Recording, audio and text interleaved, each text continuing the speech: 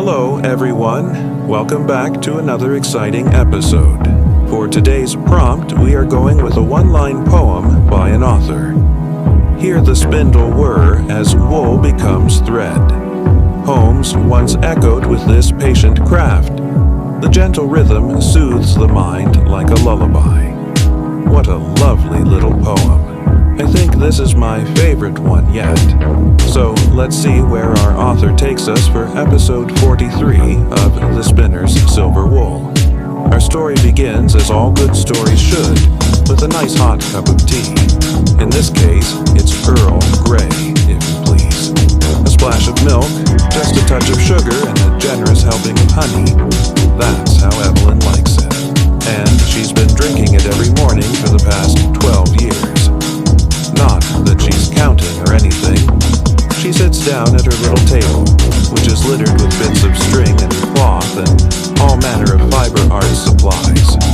Beside her sits an ornately carved wooden spinning wheel. It's an heirloom from her grandmother, who received it as a wedding gift in 1906. Evelyn runs her fingers over the wheel's rim, her thumb tracing the grooves of the decorative pattern. Her grandmother must have spun countless yards of thread on this very wheel, she thinks. As the aroma of tea fills her senses, Evelyn can't help but smile. For a moment, her mind drifts to a time long ago when her family's home was filled with the gentle rhythm of the spinning wheel. Her mother used to sit in a rocking chair by the fire, spinning wool into thread while humming old folk songs. The rhythmic swish of the wheel and her mother's soft voice created a soothing melody that lulled Evelyn to sleep. Those were simpler times, she muses, before the world became too noisy and her mother's gentle lullabies were drowned out by the cacophony of everyday life.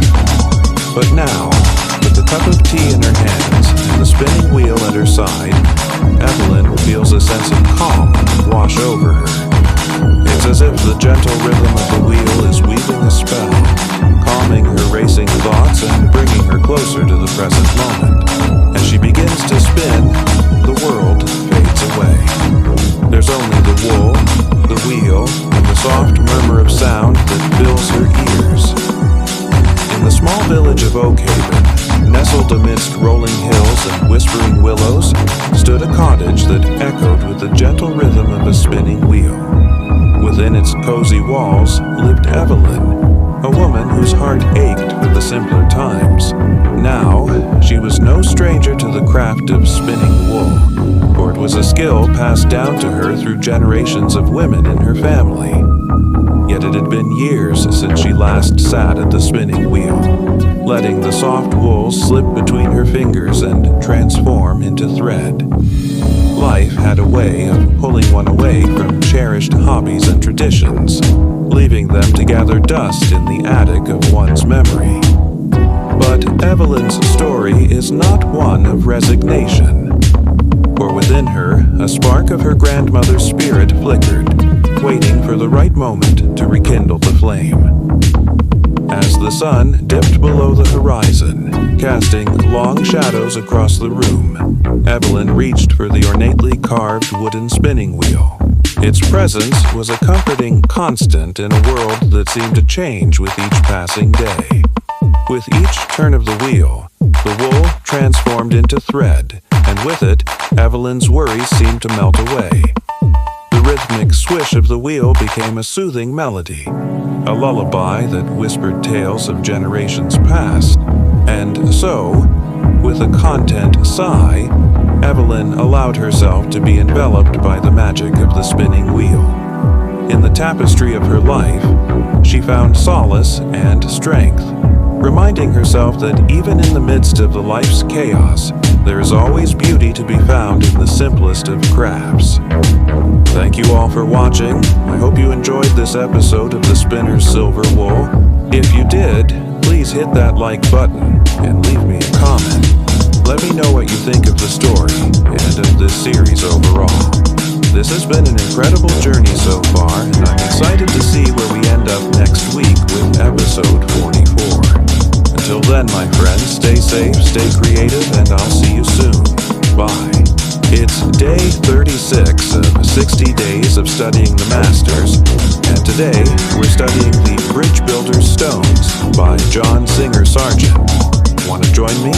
This is an exercise in observation and simplification, so let's go for a simple start. I love this painting. It was done in 1881, and there's just so much going on. A lot of times when you see paintings like this with tons of detail, you might think that the artist must have spent hundreds of hours on it. But studies like this one were done with a small group of artists who had only a few hours each day to paint from a rented boat on a section of the river near Paris. So even though this is incredibly detailed, it was done in just a few hours. It wasn't planned out beforehand. They were painting it from life. So let's try to capture some of that spontaneity. We'll block out the shapes quickly with some big brush strokes. We'll start with the bridge. It's made up of many arches, but they're all similar, so let's start with just two. The bridge stones are rounded, so we can make those arches a little egg shape. Now we can fill in the rest of the arches, making them more narrow at the top than the bottom. Connect them all to the land on either side, and now we've got our bridge. Now let's look at the water. It's calm and still, so we can make nice, smooth waves. No white caps or choppy edges, just ripples. Now let's add a couple of boats. One in the foreground, one in the background. Both are pointed at an angle towards us. Let's add a little dock on the left and a row of trees on the right. And we've got our scene. Now let's talk about light and shadow. The light source is coming from above and to the left. So any shapes cast by the bridge will be short and fat. They'll get longer and thinner as they move into the shade. The water will reflect the sky, so the light side of the bridge will have darker shadows underneath it, and the underside of the bridge will be lighter because of that reflected light.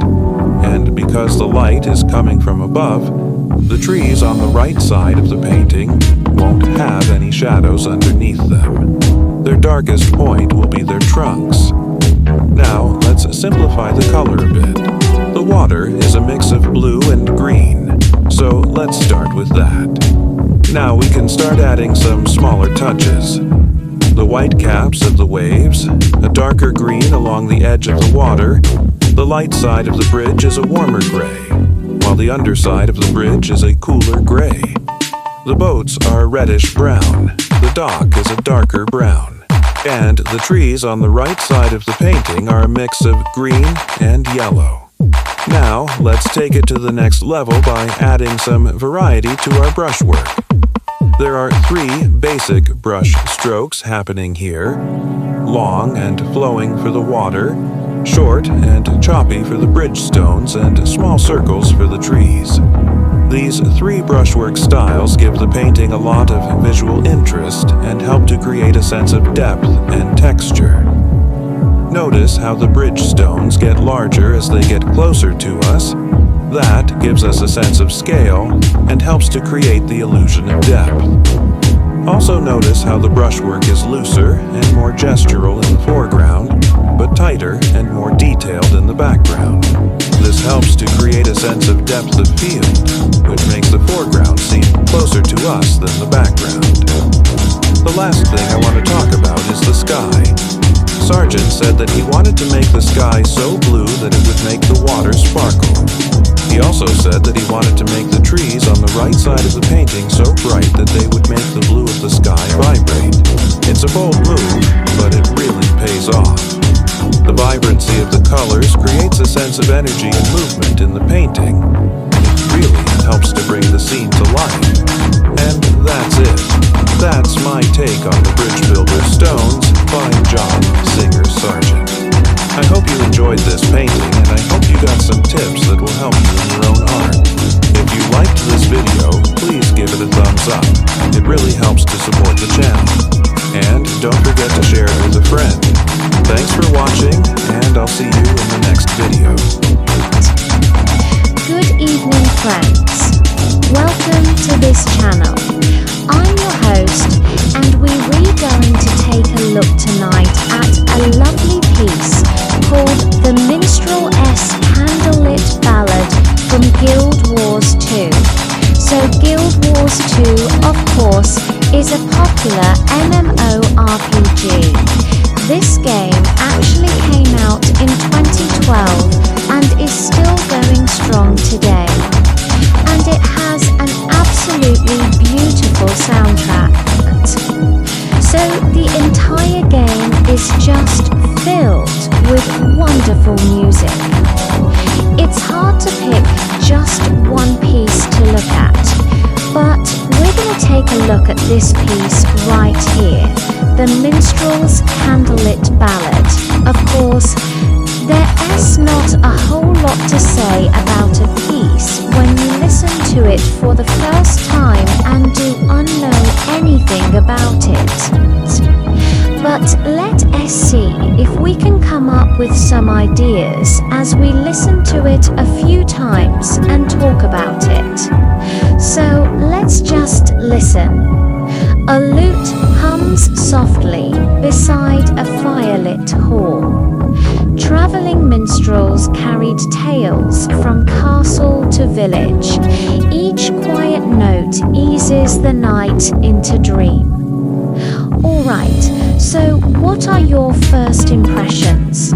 What comes to mind when you hear this piece? Well, obviously, like the title implies, it's a ballad. So it's a slow piece, it's a simple piece, but very, very memorable. And it's got a nice chord progression. Nice, simple, slow. You can tell immediately that it's a ballad. There's no trickery. There's no fast parts. There's no, hidden ostinato in the bass or something. No, it's just a nice, slow ballad. You can tell right away that the composer wanted to evoke a sense of nostalgia with this piece. That was his goal. He wants to bring you back to simpler times, back to a more innocent time. And he does that with this beautiful use of the strings, especially the violins. They're playing these sustained notes, and they're very soft and they're very warm. And it just feels like you're sitting around a fire with some friends and you're retelling stories. It's a very intimate piece, and so the idea of the minstrel, someone who's traveling, obviously carrying tales from castle to village, someone who's just singing around the campfire. You can picture that very easily, and so the music fits that description perfectly. And then the lyrics too are quite simple and straightforward. There's no trickery there either. Just a simple ballad about a minstrel singing by the firelight. And then the last line. Each quiet note eases the night into dream, which is a beautiful line. And it is a great way to end the song, because it tells us how this music is affecting the listener. Okay, it's helping us go to sleep. It's helping us ease into our dreams. It's lulling us to sleep. And again, the quiet, the softness, all those things play into that idea as well. Now, personally, I think this is a fantastic piece. I love the nostalgia that it evokes. I love the simplicity of it. I love the straightforwardness of it. But what do you think? Let me know in the comments below. Also, if you enjoyed this video, please hit the like button. It helps a lot. It really does. I do love to share this music with as many people as possible, and your help does make that possible. So thank you so much for watching. Thank you so much for listening, and I'll see you next time. Stone Way Cross. In traveled on foot long distances, they would often get exhausted and need to stop for a rest. Back then, there weren't any benches or chairs for weary travelers to sit on, so they would have to sit on stones. Over time, people would choose certain stones to sit on and would slowly carve them down to make them more comfortable. Eventually, these stones became the resting places for travelers. Some people even died on these stones and were buried nearby. These days, these stones are called the Pilgrim's Resting Crossroads. People who travel long distances still use them to take a break. But they also serve as a reminder of the people who traveled before us and the difficult journeys that they endured. There are many different stories associated with the standing stones in this area, and I will tell you one of them now. This story takes place in the Middle Ages in a small village in England. There was a young woman who lived in the village with her family. They were poor, so she and her siblings had to work long hours in the fields just to get by. One day, her father told her that he had a secret to reveal to her. He took her to a clearing in the woods where there was a large stone monolith. He explained to her that this stone monolith was magical and that it could grant her one wish. He told her that she should wish for money so that their family wouldn't be poor anymore. She thought about this for a moment. She didn't want to be rich, but she didn't want her family to be poor anymore. So she decided to make a compromise. She wished that she and her family would never go hungry again. As soon as she said her wish, the stone monolith began to glow, and the family's hut was filled with food. From that day on, the family never went hungry again, and the girl was grateful to the stone monolith for helping them. But not everyone was happy about this. The girl's neighbor was jealous of all the food that she had and wanted some for herself.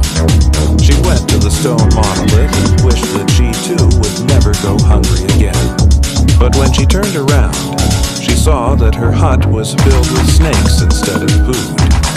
This is because the girl had made a deal with the fairies, and the fairies were very particular about who they made deals with. They only helped people who were truly in need, and they punished those who were just greedy.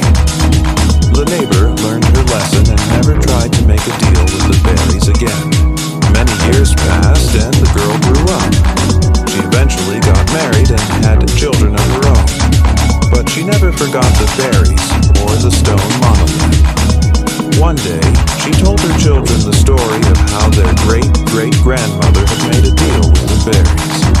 Her son was very interested in the story and asked if they could go see the stone man. His mother said yes, and they all went into the forest to find it. But the stone monolith was nowhere to be seen. All they found was a small clearing with a few stones scattered around. Her son was very disappointed, but his mother told him that the stone monolith was still there. It had just been hidden by the fairies to protect it from people like the neighbor who just wanted more than they needed. She told him that if he ever needed help from the fairies, he should go back to the clearing and ask for their help. He promised to remember what she had told him, and they all went home. Many years later, her son and his family were struggling to get by. They were poor and didn't have enough food to eat.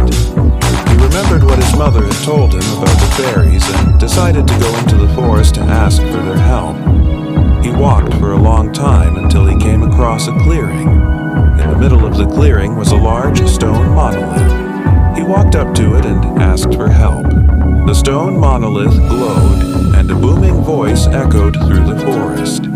It said, "I am the guardian of this forest. What do you want from me?" He told the stone monolith about his family situation and asked if it could help them. The stone monolith thought for a moment. "Very well, I will help you, but I can only do this once." He closed his eyes and the clearing began to glow. When he opened his eyes, he saw that he was no longer in the forest. He was in a field with his house in the distance. He ran to his family and told them what had happened. They were all so happy and thanked the stone men for helping them. From that day on, they never forgot what the stone men had done for them, and they told their story to everyone they met. Hey guys, thanks for watching. If you like this video, please hit the like button and subscribe so you don't miss out on any of my new videos. I received a message from someone who'd seen my video on the apothecary jar and asked if I could make a video on this mortar and pestle. So here we are. This is the Herbal Healer's Mortar. I love the name. It's so evocative. It suggests a time when healing was a more holistic practice, when medicine was made by hand from natural ingredients. And that is what we're going to talk about today. This piece is part of a larger collection. There were originally 4 pieces in total, but 1 was sold. What we have left are the mortar and pestle, a wooden box with a hinged lid, and a small shelf with 3 glass jars. That shelf is designed to hold the mortar and pestle when they're not in use, but I also think it's a beautiful display piece on its own. What I really like about this mortar and pestle is the texture. It's smooth, almost silky to the touch, and feels wonderful in your hands. Mortars and pestles come in all different shapes and sizes, and they can be made from a variety of materials, including wood, ceramic, metal, and even glass. This one is made from a type of limestone called a marble, which is a very dense and durable material, hence why it's often used for sculptures and building materials. Marble also has a unique quality that makes it ideal for grinding herbs.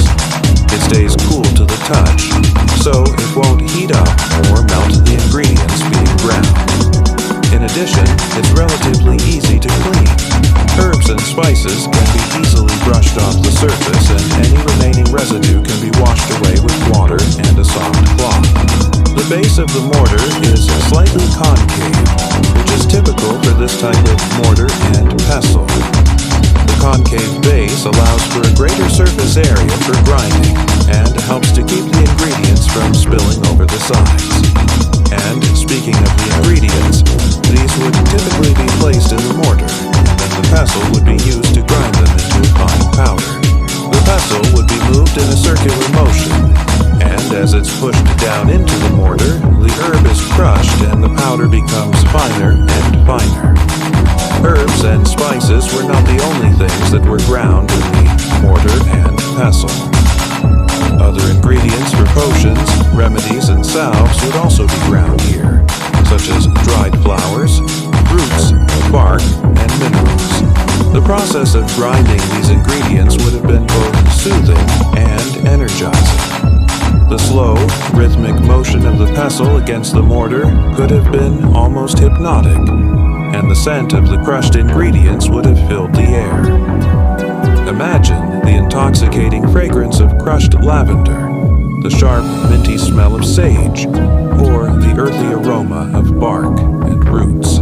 This mortar and pestle would have been an integral part of the healer's work, helping to create remedies that could be used to treat a variety of ailments.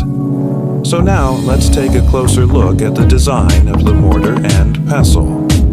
The handles of both the mortar and pestle are designed to be comfortable to hold. They're smooth and slightly curved, and the pestle even has a small indentation at the end, which would rest in the palm of your hand. The pestle is also tapered, which would have helped to direct the herb towards the center of the mortar as it was being ground.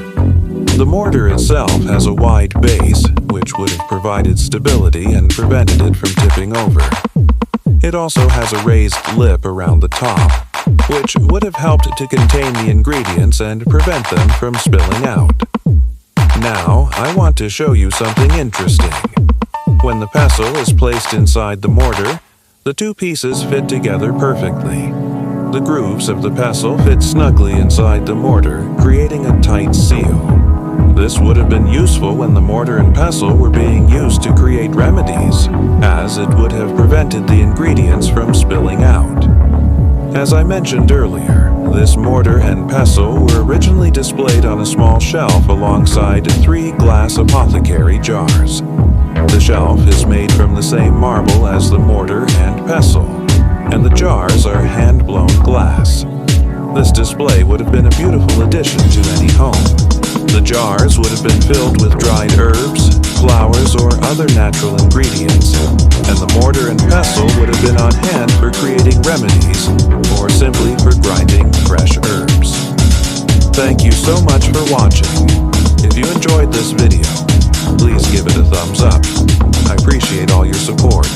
Until next time, stay curious. You never really know what you're gonna get with falcons.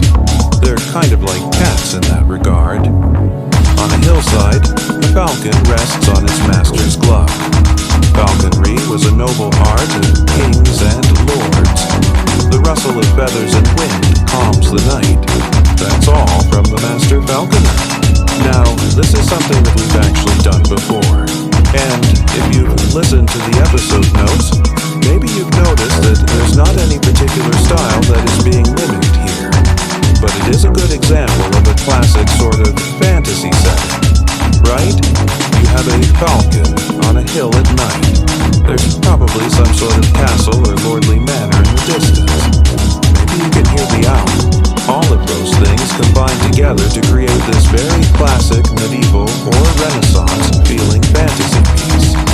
And then when you add in the voice of the narrator, which sounds like a slightly more theatrical Gerard Butler, it just sells it completely because it feels like the kind of story that would be told around a campfire by someone who's a little bit older, a little bit wiser, a little bit more experienced. So again, no particular style being mimicked here, but the fact that it's so evocative of a classic fantasy setting makes it incredibly effective at what it does. I keep mentioning the lack of a distinct style, but that doesn't mean that it's not derivative. It's very clearly heavily inspired by Celtic mythology and fairy tales, and that's not necessarily a bad thing. In fact, it's quite the opposite. If you are going to be inspired by something, then Celtic mythology and fairy tales are pretty great things to pull from. You've got a huge array of stories that all take place in fantastical settings. And they frequently feature things like talking animals, magical creatures, powerful wizards, and, of course, falcons. It's actually interesting that you bring up falcons specifically because I feel like there's not enough stories about falcons. Like, if you think about the classic fairy tale creatures, you know, you've got unicorns, dragons, griffins, phoenixes, talking animals, all of these things that are frequently used as symbols for various things. But falcons aren't used nearly as often. And yet, they're such interesting creatures. They're beautiful. They're graceful. They're fast. They're fierce. Like, there's so many different ways that you could use a falcon in a fantasy story. And yet, I feel like they're just kind of underutilized overall. So I appreciate when an author decides to put a falcon in their story because I just feel like they're such cool creatures. But yeah, overall, this is a pretty classic fantasy piece. And that's not necessarily a bad thing. Like, again, I feel like the setting is very well realized. You just get this sense of place. Even though it's only one sentence long, you feel like you're there. You feel like you're on that hillside with the falcon and its master. And that's half the battle for world building, right? Is getting the reader or the listener to feel like they're a part of the world. And I think that the author does a great job of that here. If you enjoyed this piece and you want to hear more from the Master Falconer, then definitely check out the link in the description. But otherwise, thank you so much for listening. I hope you enjoyed this short, and I will see you next time. This is the brewer's wooden vat. And so it begins. Listen to grains bubble gently into ale. Brewing was once a daily craft in towns and abbeys. The soft simmer is as steady as breathing. Turn the fire up high, then when the water boils, set the lid askew. Let steam escape and drip back down the side. Watch as bubbles burst and wisps of vapor trail across the wood. Now drop the bag of spices, flowers, and herbs into the mix. We'll add some honey to this batch too. Sweet nectar spun by bees from dawn's first light until sunset. Now let it steep and dream of fields where barley grows tall as a horse and hops vines climb the garden wall. Now we must wait. Wait for the boil to slow and the sugars to congeal. In medieval times, monks measured their day by the boil. When it quickened, they knew it was time to stir. When it slowed, they knew it was time to rest. Turn the fire low, then scoop up some wort and run it through the strainer. Back to the vat it goes. Keep it at a simmer so the cycle can begin anew. There are two parts to every brew: the sour mash and the sweet watering. The mash is the first infusion of grain into warm water. It's where the sugars are born. This is the heart of the beer, the very soul of the brew. The water is the second step. Here, the wort is drained and purified before it's boiled. The spent grain is pressed and squeezed until every drop of flavor is gone. What remains is a cloudy, golden liquid, raw and unfiltered. Still, it's ready for the next stage of its transformation. In days gone by, brewers traveled from town to town, bringing their portable stills with them. They would set up shop in market squares and brew a batch of beer right there on the spot. Townspeople would gather round, sharing stories and songs while the beer brewed and the community grew. But it's time to get back to work. Now, we must boil the wort until it reaches the consistency of honey. This will take some time, so let's tend the fire and keep a watchful eye on the brew. Once it's thick enough, we'll run it through the strainer one last time. Then we can add the yeast. These tiny organisms will consume the sugars and release carbon dioxide. That's what makes the beer bubbly and gives it its distinctive flavor. Now, seal the vat and let the yeast do their work. We'll check back in a few days to see how it's coming along. The art of brewing is an ancient one, dating back thousands of years. In the Middle Ages, monks were some of the most skilled brewers in Europe. They developed new techniques and recipes that helped to improve the quality and consistency of beer. But brewing wasn't just a job for monks. In fact, it was a common occupation for men, women, and children alike. Most people brewed their own beer at home using a basic wooden vat like this one. It was simple, affordable, and most importantly, essential for the production of one of their most important products, beer. Using a wooden vat allowed brewers to produce a consistent product that could be enjoyed year after year. These vats were typically made from oak, ash, or elm wood, which were all readily available in most parts of Europe. The wood was carefully selected and seasoned before being assembled into a watertight vessel.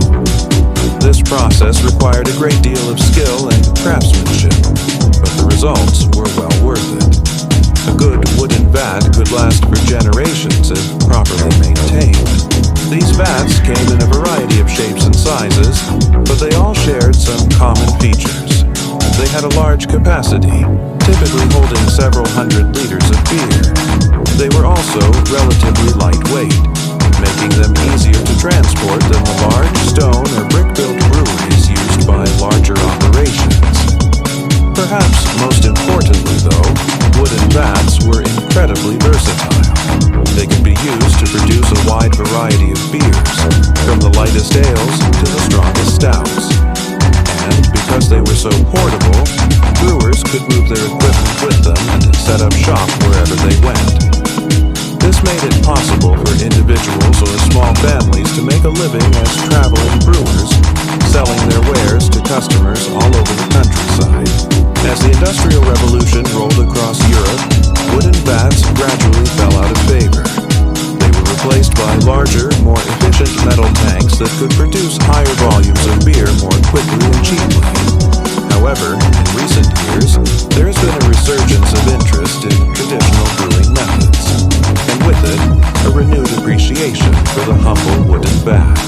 Today, these historic vessels are being used once again to produce small batches of high-quality beer that capture